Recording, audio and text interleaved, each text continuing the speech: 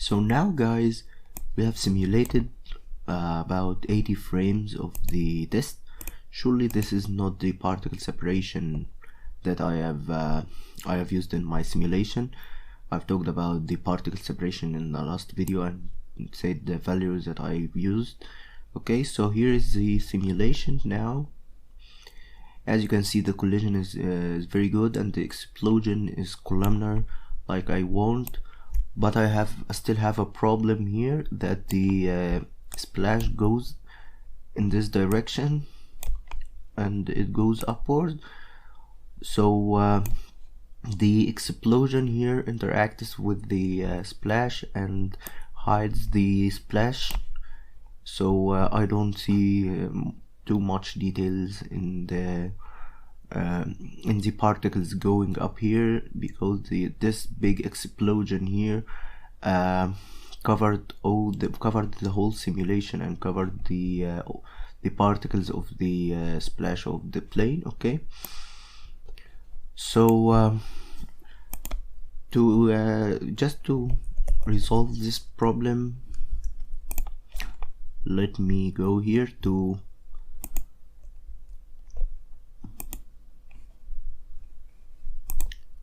this navy plane.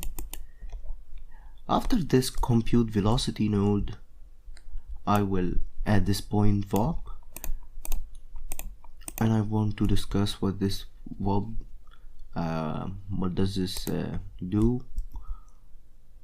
Okay, so if we see here in frame 50, I want my visualizers, my velocity visualizer. So if you see here, the velocity of the plane here that we calculated, it goes in the direction of movement.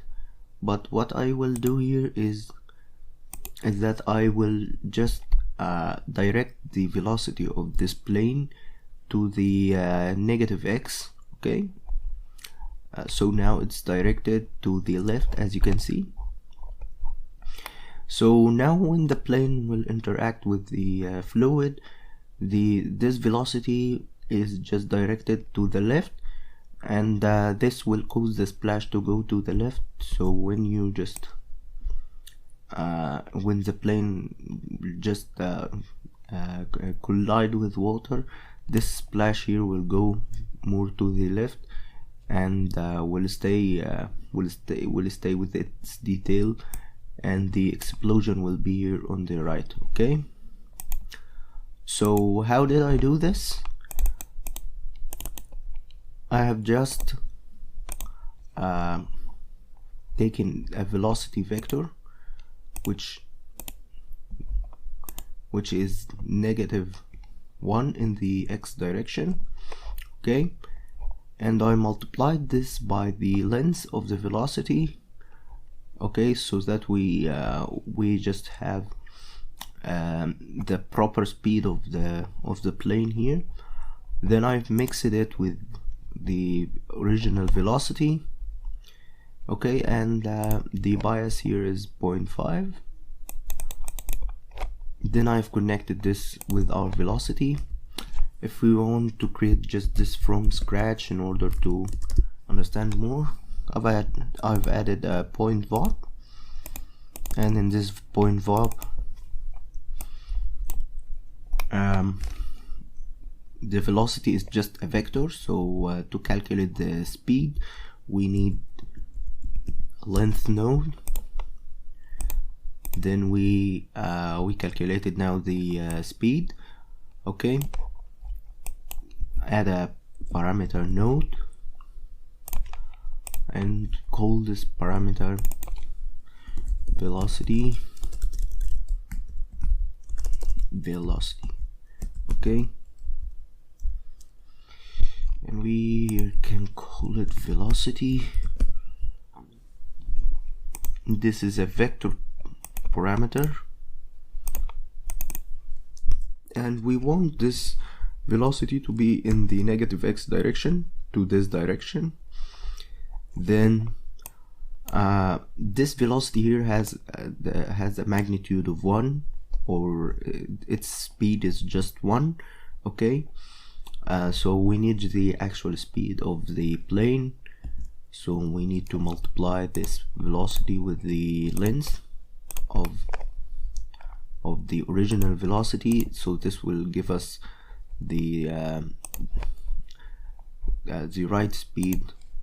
So here we will have a velocity going to the x direction with the whole speed, or the original speed of the plane. Okay, so we need to mix this with our original velocity, so that we have just a value between these two values that fit our simulation. So we need here to put our velocity, original velocity, and the bias is 0.5, so our new velocity will be a mix, or will be something between the original velocity and the velocity which looks at the which directs at the negative x. So this will resolve our problem, and this will make our explosion slightly far from the splash, so that we can see the splash details and the explosion, and make the explosion not cover the whole splash. Okay, so we will add this here, and the solver in the DOP network will take this velocity into consideration, and the splash direction will be different now. So here we have changed the velocity direction, and this is the end of the simulation. In the next video we are going to talk about the cache of the simulation, and we are going to compress this in order to make the whitewater simulation, then the meshing. Okay, thank you for watching. It will mean the next video.